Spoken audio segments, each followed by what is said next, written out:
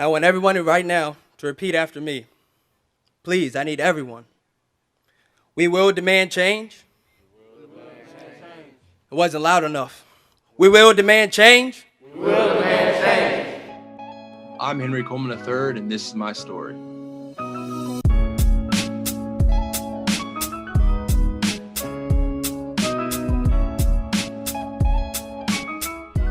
I'm from Richmond, Virginia, and I went to Trinity Episcopal School. It's a private institution right outside of the city of Richmond. It's a heck of a school, one of the best schools I've ever been to. It was unique for being a minority in the school.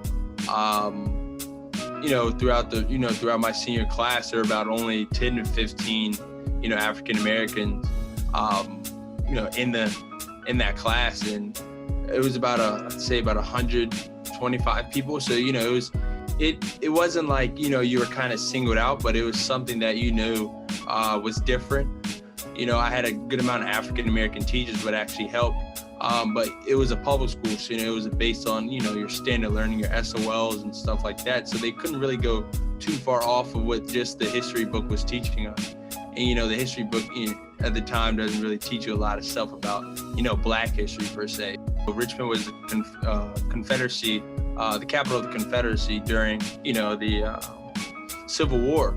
So going downtown and going through Monument Avenue, which is a historic place, you see a lot of statues of Confederate soldiers and Confederate leaders. Like after the passing of George Floyd, that was like, it really hit me then. Seeing I mean, you see it all the time, but it was just like that moment, that time, it just hit me. The tears, the pain, the uncertainty, the feeling of sorrow. It has turned into a feeling of numbness that I have yet to even comprehend. This feeling of structural and interpersonal racism has manifested itself into generations of African Americans and has caused the hearts and souls to be crushed by a system in a nation who has failed to recognize the true racism that goes on.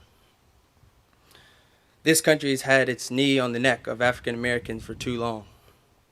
This country has put a dagger in our backs, and he's yet to even acknowledge the dagger, let alone trying to pull it out. One of the biggest things was just that rally kind of that we had, that it felt like I was the whole team and everybody, African American or not, was a part of something at a time in which a lot of people weren't a part of a lot of things due to COVID and stuff like that. So to kind of have people to rally around in such a dark time was very, very, very, very great to me and to the community, I think. Words cannot explain the pain that my mother looks at me every night. Words can explain the pain that my father and the sorrows of his tremble in his voice when he talks to me about death. With our media team and what Coach has decided to do, just having that constant message of Black Lives Matter and just supporting the African American community in general, I think what we did for the voting part, getting everybody to vote on the team, stuff like that. We had guys, that weren't even registered. I think stuff like that is important. You talked about painting a picture, and that was kind of my main goal, was to kind of paint a picture in everybody's mind, Black, white, Hispanic. It was just to paint a picture of what we go through on a daily basis, what we have to encounter, what our parents feel, what we feel on a daily basis.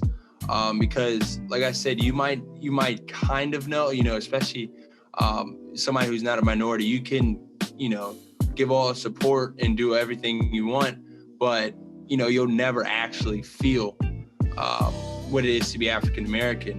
And that's perfectly fine, but I just want you to have that picture, that painting in your mind of what it actually, means to be one.